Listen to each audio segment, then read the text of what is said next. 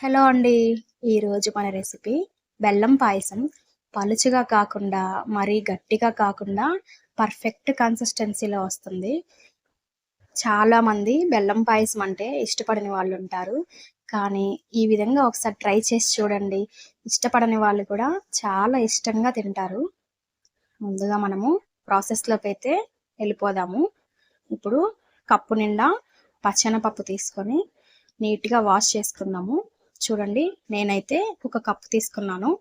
ఈ విధంగా నీట్‌గా వాష్ చేసుకొని మళ్ళీ నీళ్లు పోసి నానబెట్టుకుందాము. పచ్చెనపప్పు బెల్లం పాయసంలో టేస్ట్ తీసుకొస్తుందండి. చాలా బాగుంటుంది పచ్చెనపప్పు వేస్తే. ఇప్పుడు మనము సగ్గుబియ్యం కూడా తీసుకొని నానబెట్టుకుందాము. అదే కప్పుతో 1½ కప్ అయితే తీసుకున్నాను. దీన్ని కూడా సేమ్ నీళ్లు పోసి కడిగి మళ్ళీ నీళ్లు పోసి నానబెట్టేద్దాము. పచ్చెనగపప్పు సగ్గుబియ్యము హాఫ్ అన్ అవర్ నానితే సరిపోతుంది. ఇలా హాఫ్ అన్ అవర్ నానిన తర్వాత ఈ పచ్చెనగపప్పు కుక్కర్లో వేసి ఒకే ఒక విజిల్ మాత్రం రానిద్దాము. చూడండి, కొంచెం నీళ్ళు అయితే సరిపోతాయి. నేను నానబెట్టిన నీళ్ళు మాత్రమే పోసాను. ఇప్పుడు మనము ఒక విజిల్ అయితే రానిద్దాము. విజిల్ అయితే వచ్చేసింది. స్టవ్ ఆఫ్ చేసి పక్కన పెట్టేద్దాము. అలాగే ఒక మందమైన పాత్ర తీసుకొని ఈ సగ్గు బియ్యాన్ని అందులో వేసి 2 గ్లాసుల నీళ్ళను పోసి స్టవ్ పైన పెట్టేద్దాము. చూడండి, కొంచెం నానాయి ఉబ్బినట్లు అనిపిస్తున్నాయి.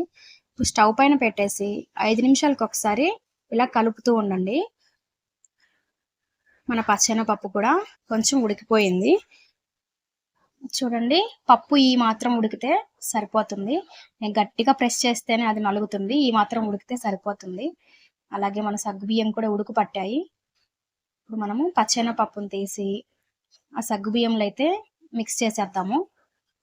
ఇలా పచ్చెనపప్పు మొత్తం వేసి గరిటె తీసుకొని బాగా మిక్స్ చేయండి. ఈలోగా మనము బెల్లాన్ని అయితే మెత్తగా పొడి చేసి పెట్టుకుందాము.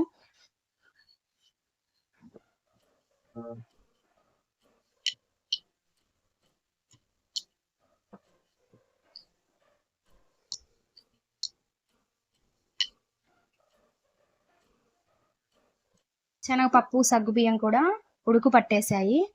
ఇప్పుడు మనము బెల్లాన్ని వేసి మిక్స్ చేసేద్దాము. ఇలా బెల్లం మొత్తం కరిగేంత వరకు బాగా మిక్స్ చేయండి. ఇప్పుడు మూత పెట్టేసి పక్కన స్టవ్ పైన ప్యాన్ పెట్టి 3 టేబుల్ స్పూన్ నెయ్యి వేసి మనం ముందుగా పచ్చెనపప్పుని కొలుచుకున్నాం కదా, ఆ కప్పుతోనే 2 కప్పుల సేమియాలు అయితే తీసుకుంటున్నాము. మీకు సేమియా ఎక్కువ కావాలనిపిస్తే మాత్రం వేసుకోవచ్చు. అలాగే నెయ్యి హీట్ అయిన తర్వాత డ్రై ఫ్రూట్స్ అందులో వేసి ఫ్రై చేసుకోవాలి. చేసిన వాటిని పక్కన పెట్టేసి అదే నెయ్యిలో సేమియా అయితే వేసి ఒక 2 నిమిషాల పాటు లైట్గా ఫ్రై చేసుకుందాము. స్టవ్ని లో ఫ్లేమ్లో ఉంచి లైట్గా ఫ్రై చేసుకోవాలి.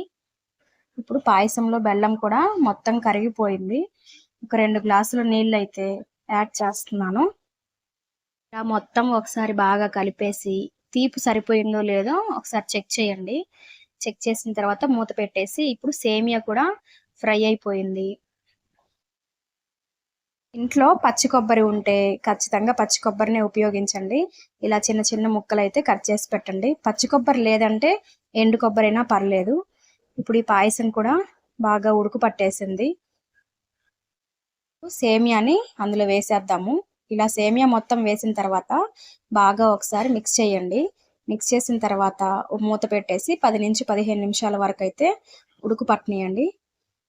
చూడండి, సేమియా కూడా ఇంచుమించు ఉడికిపోయినట్లుంది. ఈ మాత్రం పలుచగా ఉంటే మనకు చల్లారే కొద్దీ గట్టి పడుతుంది. మీరు మరీ ఎక్కువసేపు అయితే ఉడకపెట్టారనుకోండి, సేమియా మరీ మెత్తగా అయిపోతుంది. ఇప్పుడు మన కొబ్బరి ముక్కలు అలాగే మనం వేయించి పెట్టుకున్న జీడిపప్పు ద్రాక్షని కూడా అందులో వేసి బాగా మిక్స్ చేసేసి సర్వ్ చేసుకొని తినేయడం.